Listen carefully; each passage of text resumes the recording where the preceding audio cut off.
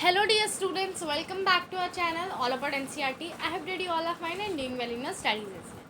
तो डिस्ट्री previous video में मैंने आपको पढ़ाया था इंडस्ट्रीज़ के बारे में, industrial society and social change के बारे में मैंने आपको बताया था कैसे लोगों को इंडस्ट्री में लोगों की क्या हालत होती थी और किस तरह लोगों के मन में इंडस्ट्री में चेंजेस लाने के लिए भाव उत्पन्न हुए। आज डिस्ट्री हम लोग कहीं ना कहीं देखेंगे coming of socialism to Europe और साथ ही साथ हम लोग ये भी देखेंगे सपोर्ट फॉर सोशलिज्म। तो आज सोशलिज्म जो है इन यूरोप वाला जो पूरा कॉन्सेप्ट है ना, ये तो आपको पूरा क्लियर हो जाएगा। चलिए स्टार्ट करते हैं। The coming of socialism to Europe, perhaps one of the most far-reaching visions of how society should be structured was socialism। तो भाई सबसे बहुत इम्पोर्टेंट या फिर बहुत बड़ा विजन जो कि नेशनलिस्ट या सोसाइटी वालों ने देखा होगा वो था सोशलिज्म का आइडिया। आखिर ये सोशलिज्म क्या है? क्योंकि मैं ये जानती हूँ कि आप में से बहुत सारे बच्चे सोशलिज्म जो शब्द है इसको पहली बार पढ़ रहे हैं और आपको इनका मतलब नहीं मालूम। कोई बात नहीं, क्लियर हो जाएगा, ठीक है। By mid-19th century in Europe, socialism was a well-known body of ideas that attracted widespread attention। तो कहीं ना कहीं dear student mid 19th century Europe में जो सोशलिज्म शब्द था ना, जो सोशलिज्म आइडियोलॉजी थी, ये कहीं ना कहीं बहुत सारे लोगों को अपनी तरफ खींचती थी। इसका आइडिया लोगों को इसकी तरफ खींचता था, ठीक है। Socialist were against private property and saw it root cause of social ills. अब देखो सोशलिस्ट डिस्ट्री, एक मिनट में से गलती से गलत ऑप्शन दब गया है, एक मिनट। हाँ, यहाँ पे डिस्ट्री हो गया। तो देखो डिस्ट्री, जिस तरह नेशनल स्टेट्स होते हैं, जैसे आप पढ़ते नहीं हो नेशन, तो नेशन नेशनलिज्म है ना, जैसे नेशनलिज्म है तो हम लोग नेशनलिज्म, जो लोग नेशनलिज्म को सपोर्ट करते हैं उनको हम लोग क्या कहते हैं? उनको हम लोग कहते हैं नेशनलिस्ट। उसी तरह जो लोग सोशलिज्म को सपोर्ट करते थे उनको हम लोग कहते हैं सोशलिस्ट, ठीक है डियर स्टूडेंट, ठीक है डियर स्टूडेंट। इसी तरह अभी आप आगे और भी पढ़ोगे, कम्युनिस्ट के बारे में आप पढ़ोगे और क्या कहते हैं, कहीं ना कहीं आप कैपिटलिज्म के बारे में पढ़ोगे, है ना, कैपिटलिस्ट के बारे में पढ़ोगे, है ना। तो there are many terms in history, ठीक है। तो उसी तरह जो लोग सोशलिज्म को सपोर्ट करते थे उनको हम लोग सोशलिस्ट कहते थे। मैं चाहूँ तो डिस्ट्री अभी आपको सोशलिज्म की मीनिंग बता सकती हूँ बहुत अच्छी तरह, लेकिन डिस्ट्री मैं इसलिए नहीं बता रही हूँ। The reason behind that is because I want you people to read the paragraph, because NCERT की हर एक लाइन बहुत इंपॉर्टेंट है और जब हम लोग सोशलिज्म की प्रॉपर डेफिनेशन में पहुँचेंगे तभी मैं आपको सोशलिज्म बहुत अच्छी तरह समझा दूँगी, ठीक है।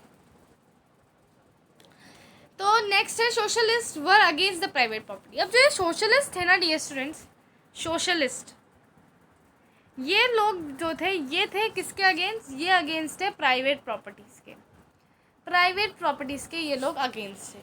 इनको प्राइवेट प्रॉपर्टी अच्छी नहीं लगती थी। ये लोग नहीं चाहते थे कि हर एक इंसान के पास सबकी इंडिविजुअल प्रॉपर्टीज़ है ना, क्योंकि इनको लगता था कि जो सारी सोसाइटी में जितनी भी प्रॉब्लम्स होती हैं वो इसी की वजह से क्रिएट होती हैं, है ना, कि भाई इंडिविजुअल, मतलब ऑब्वियसली बात है डिस्ट्री प्राइवेट प्रॉपर्टीज़ है। अब प्राइवेट प्रॉपर्टीज़ में कभी कभी झगड़े वगैरह हो जाते हैं, कभी कभी कुछ उनका मतभाव हो गया, कुछ भी हो गया, है ना, तो झगड़े वगैरह हो जाते हैं, मारपीट भी हो जाती है कभी प्रॉपर्टी के चक्कर में। तो वो उनको ये जो इंडिविजुअल प्रॉपर्टी है, ये वाला प्राइवेट प्रॉपर्टी का सिस्टम इनको बिल्कुल अच्छा नहीं लगता था। बिकॉज उनको लगता था कि सारी जो सोशल बीमारियाँ हैं, सारी जो सोसाइटी में परेशानियाँ होती हैं वो इसी प्राइवेट प्रॉपर्टी की वजह से होती है। ये था सोशलिस्ट का मानना, ठीक है। Why individual own properties that gave employment but the propertied were concern with only with personal gain and not with the welfare of those who made the property productive. इसका मेन कारण ये था, industry वाले example से समझो आप। जैसे ये इंडस्ट्री है, ये एक जो इंडस्ट्री होती है इसमें काम तो हज़ारों लोग करते हैं, हज़ारों वर्कर्स इसमें एम्प्लॉयड होते हैं और इसमें काम भी करते हैं, बट अल्टीमेट पैसा किसको मिलता है? इसके मालिक को मिलता है। उसमें से भी गिना चुना पैसा इन लोगों को मिलता है जो इस इंडस्ट्री के अंदर काम करते हैं। तो इससे क्या हुआ? प्रोडक्टिव तो इंडस्ट्री को यही लोग बना रहे हैं ना, वर्कर्स, बट पैसा कौन खा रहा है? पैसा खा रहा है इसका मालिक, है ना। तो कहीं ना कहीं यही सिचुएशन होती थी सोसाइटी में। देखो भाई, प्रॉपर्टी जो थी जब एक ही इंसान के हाथ में होती थी तो भाई वो एम्प्लॉयमेंट तो दे देता था प्रॉपर्टी के अंदर, लेकिन प्रॉपर्टी सिर्फ पर्सनल गेन के उस पर निर्भर रहती थी और जो बेचारे वर्कर थे जो प्रॉपर्टी को प्रोडक्टिव बनाते थे उनको कुछ भी नहीं मिलता था। So if the society as a whole rather than a single individual control property more attention would be paid to collective social interest. Socialists wanted this change and campaigned for it. यानी कि social मतलब socialist जो थे कहीं ना कहीं ये चाहते थे क्योंकि सोसाइटी पूरी होल जो है rather than a single individual, यानी कि जैसे सोसाइटी में पहले एक एक लोगों के पास इंडिविजुअल प्रॉपर्टी होती थी, अगर सोसाइटी में सब लोगों के पास एक कलेक्टिव एक बिल्कुल कॉमन प्रॉपर्टी हो तो उसमें से जो भी प्रॉफिट गेन होगा सब लोग आपस में बांटेंगे और इससे जो है लोगों को अपने हक का पैसा भी मिलेगा। ठीक है, तो सोशलिस्ट को जो है ये चेंज चाहिए था और कहीं ना कहीं उन्होंने इसके लिए जो है कंपेन भी करी। तो सोशलिज्म आई थिंक अब आपको समझ में आ रहा होगा, सोशलिज्म डिएस्ट्रेन एक आइडियोलॉजी थी जिसमें वो लोग चाहते थे कि भाई कहीं ना कहीं जो है प्रॉपर्टी सिर्फ इंडिविजुअल लोग ही ना ले, मतलब प्राइवेट प्रॉपर्टीज़ की वो अगेंस्ट से वो चाहते थे कि सोसाइटी एज अ होल एक प्रॉपर्टी को जो है कंट्रोल करे। ठीक है, आई होप समझ में आ रहा होगा आप लोगों को, ताकि ज़्यादा अटेंशन दिया जाए किस चीज़ों में, कलेक्टिव सोशल इंटरेस्ट की तरफ। ठीक है, how could a society be without property operated. अब परेशानी आती है सामने कि भाई आखिर ऑपरेट करें ऐसी सोसाइटी को तो करें कैसे, बिकॉज अब प्रॉपर्टी इंडिविजुअल हैंड्स में नहीं थी, अब प्रॉपर्टी हम लोगों को पूरी सोसाइटी में अच्छी तरह डिवाइड करनी थी ना, तो आखिर हम ऐसे जो है प्रॉपर्टी को कैसे ऑपरेट करेंगे। ठीक है, what could be the basis of socialist society. बहुत सारे एक्सपेरिमेंट्स हुए, अभी हम पढ़ते हैं। Socialist had different visions of the future, some believed in the idea of cooperatives. अब देखो कोई लोग तो आइडिया किस आइडिया में बिलीव करते थे, कोऑपरेटिव्स के आइडियाज़ में बिलीव करते थे। रॉबर्ट ओवन जो कि 1771 में इनका जन्म हुआ था और 1858 में इनकी मृत्यु हुई थी। A leading English manufacturer sought to build a cooperative community called new harmony in Indiana USA. अब देखो डिएस्टन, ये जो रॉबर्ट ओवन थे ना, ये इंग्लिश मैन्युफैक्चर थे और इन्होंने जो है बिल्ड करी है कोऑपरेटिव कम्युनिटी न्यू हार्मोनी नाम से इंडियाना यूएसए में। अदर सोशलिस्ट जो थे वो उनको लगा कि कोऑपरेटिव जो है could not be build on a wide scale. उनको ऐसा लगा कि भाई कोऑपरेटिव चलो रॉबर्ट ओवन ने यहाँ तो बिल्ड कर लिया, बट कोऑपरेटिव्स को हम लोग लार्ज अमाउंट में जो है बिल्ड नहीं कर सकते। ठीक है, cooperatives cannot be built on wide scale only through individual initiative. They demanded that government encourage cooperative। और उन्होंने क्या डिमांड करा, उन्होंने डिमांड करा गवर्नमेंट इनकरेज कोऑपरेटिव्स के लिए। In France for instance Louis Blanc in 1813 to 1882 wanted the government to encourage cooperative and replace capitalist enterprise। ठीक है, अब जो लुइस ब्लैंक थे फ्रांस में, इन्होंने जो है इनका जन्म पहले तो 1813 में हुआ था और इनकी मृत्यु 1882 में हुई थी। ठीक है, इन्होंने क्या कहा, इन्होंने गवर्नमेंट से ये चाहते थे कि गवर्नमेंट इनकरेज करे कोऑपरेटिव्स को और रिप्लेस करे कैपिटलिस्ट इंटरप्राइजेस को। ठीक है, these cooperatives were to be association of people who produce goods together and divided the profits according to work done by members. और ये कोऑपरेटिव जो थे एसोसिएशन के, ये पीपल जो थे ये प्रोड्यूस करते थे गुड्स टुगेदर और इनको एक साथ जो भी प्रॉफिट आता था उनको आपस में जो है अच्छी तरह अकॉर्डिंग टू द वर्क ये डिवाइड कर देते थे। ठीक है, कार्ल मार्क्स डिएस्टन बहुत इंपॉर्टेंट नेम है, बिकॉज इनका आगे भी आप रशियन रिवॉल्यूशन जब पढ़ोगे तो आपको पता चलेगा इनका आइडिया बहुत फॉलो हुआ था। ठीक है, 1818 to 1883 द मतलब जो ये एंड फ्रेडरिच एंगल्स। ठीक है, और ये जो दूसरे वाले हैं इनका भी आप लोग नाम याद रखिए। 1820 to 1895 added other ideas to this body of arguments. Marx argued that industrial society was capitalist and capitalists owned capital invested in factories। तो मतलब उनका वो मार्क्स जो थे उन्होंने ये आर्ग्यू करा कि जो फैक्ट्रीज में जो ये इंडस्ट्रियल सोसाइटी थी ये कहीं ना कहीं कैपिटलिस्ट थी और कैपिटलिस्ट जो थे वो ओन करते थे कैपिटल जो भी इन्वेस्ट करा होता था फैक्ट्रीज में। And profits of capitalist was produce by workers, जबकि वर्कर्स प्रोड्यूस करते थे कैपिटलिस्ट का profit. The condition of worker could not improve as long as profit was accumulated by private capitalists। उनका मानना ये था कि वर्कर्स की कंडीशन तब तक इम्प्रूव नहीं हो पाई थी जब तक कि आप कैपिटलिस्ट लोगों के हाथ से प्राइवेट कैपिटलिस्ट जब तक कि प्राइवेट कैपिटलिस्ट के हाथ से प्रॉफिट जो है हट नहीं जाता, क्योंकि सारा प्रॉफिट अगर प्राइवेट कैपिटलिस्ट के हाथ में ही एक्यूमुलेट रहेगा, प्राइवेट कैपिटलिस्ट जो है उनके हाथ में ही अगर सारा प्रॉफिट जो है एक्यूमुलेट रहेगा डियर स्टूडेंट्स, तो मार्क्स का ये मानना था कि भाई कभी भी वर्कर्स की कंडीशन आप इम्प्रूव कर ही नहीं सकते हो, क्योंकि सारा पैसा जो सारा प्रॉफिट तो उनके पास ही जा रहा है। Next, workers had to overthrow capitalism and the rule of private property, यानी कि मार्क्स से मानना था कि भाई वर्कर्स को कहीं ना कहीं प्राइवेट प्रॉपर्टी को जो है फेंकना पड़ेगा, प्राइवेट प्रॉपर्टीज़ के अगेंस्ट जाना पड़ेगा, ताकि वो कैपिटलिज्म जो है उसको फेंक सकें और उनको भी फ़ायदा हो। Marx believed that to free themselves from capitalist exploitation, workers had to construct a radically socialist society where all property was socially controlled. तो अब देखो, जो मार्क्स थे उन्होंने वो ये बिलीव करते थे कि अगर उनको अपने को फ्री करना है कैपिटलिस्ट एक्सप्लॉयटेशन से, तो वर्कर्स को क्या करना पड़ेगा, वर्कर्स को कंस्ट्रक्ट करना पड़ेगा रेडिकली सोशलिस्ट सोसाइटी, जहाँ पे सारी प्रॉपर्टी जो थी वो socially control. This would be a communist society, मतलब ये वाली सोसाइटी जिसमें सारी प्रॉपर्टी सोशली कंट्रोल हो, इस सोसाइटी को उन्होंने क्या कहा, communist society. He was convince that workers would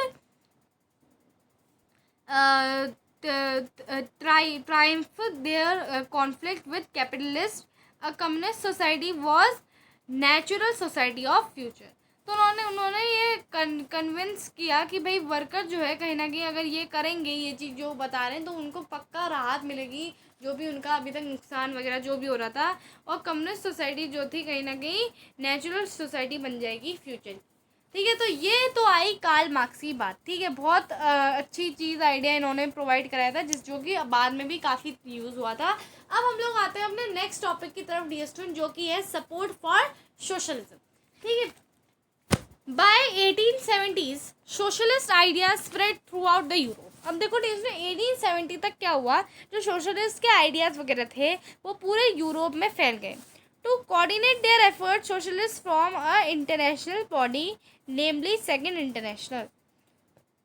तो कहीं ना कहीं अब उनके एफर्ट को कोऑर्डिनेट करने के लिए सोशलिस्ट ने जो है एक इंटरनेशनल बॉडी फॉर्म की, और इस बॉडी का नाम क्या लिखा, सेकेंड इंटरनेशनल इसका नाम रखा। ठीक है, याद रहेगा सबको ये, सोशलिस्ट ने इंटरनेशनल बॉडी फॉर्म की जिसका नाम था second international. Workers in England and Germany began forming association to fight for better living condition and living and working condition. अब जो वर्कर्स रहते थे इंग्लैंड और जर्मनी में, वो जो है कहीं ना कहीं बहुत सारी एसोसिएशन निकालने लगे बेटर लिविंग कंडीशन के लिए, बेटर वर्किंग कंडीशन के लिए, इन सब चीज़ों के लिए। They set up funds to help members in times of distress and demanded a reduction of working hours and right to vote. तो कहीं ना कहीं डीएसटी उन्होंने जो है सेटअप करे वेरियस फंड्स, है ना, ताकि वो अपने मेंबर्स को कहीं ना कहीं हेल्प कर सकें जिस टाइम पे वो डिस्ट्रेस हैं, या फिर जिस टाइम पे वो और वो लोग क्या चाहते थे, और वो लोग चाहते थे कि हमारी जो वर्किंग आवर्स हैं वो कम करी जाए, बिकॉज भाई 10-12 घंटे वो काम कर रहे हैं, वेजेस इतने कम मिलेंगे तो भाई उनका काम कैसे चलेगा, है ना। तो वो लोग चाहते थे उनकी वर्किंग आवर्स कम हो और उनको राइट टू वोट मिले। अब in Germany these association work closely with social democratic party. देखो इसका नाम भी आपको बहुत अच्छा याद रखना है, SPD यहाँ पे आपको दिया है, SPD आई थिंक गलत छाप दिया है, SDP होना चाहिए, लेकिन कोई बात नहीं। Social democratic party the end help it win parliamentary seat. ठीक है, तो अब जर्मनी में जो थी ये सही एसोसिएशन बहुत ज़्यादा क्लोजली किसके साथ काम करती थी, सोशल डेमोक्रेटिक पार्टी के साथ, और हेल्प करती थी उनको पार्लियामेंट्री सीट विन कराने में।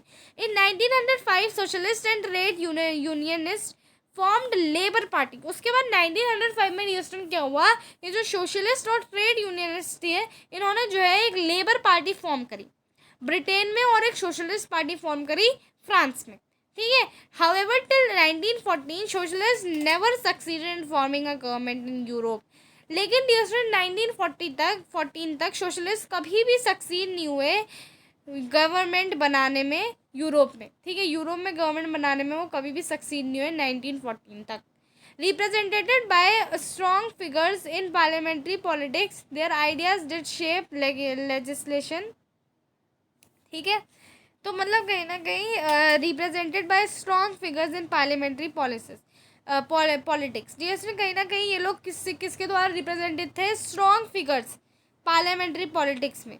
लेकिन उनके आइडियाज़ उनके जो आइडियाज़ थे डिसीजन पॉलिटिक्स, मतलब पॉलिटिकल्स थे बहुत सारे, पॉलिटिक्स जो थे डिसीजन, आपने पॉलिटिशियन, यहाँ पे पॉलिटिशियन शब्द का मैं इस्तेमाल करना चाहती थी, पॉलिटिशियन तो थे बहुत सारे, उनके जो आइडियाज़ थे उन्होंने जो है कहीं ना कहीं थोड़ा शेप भी दिया इस आइडिया को, but government continue to be run by conservatives, liberals and radicals. लेकिन फिर भी गवर्नमेंट किनके द्वारा रन की जा रही थी?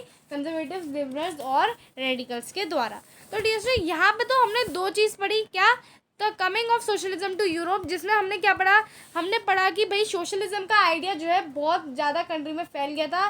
सोशलिज्म में डियर सोशलिस्ट जो थे कहीं ना कहीं प्राइवेट प्रॉपर्टी के बिल्कुल अगेंस्ट थे, बिकॉज उनका मानना ये था कि भाई प्राइवेट प्रॉपर्टी ही सारी सोशल परेशानियों की जड़ होती है।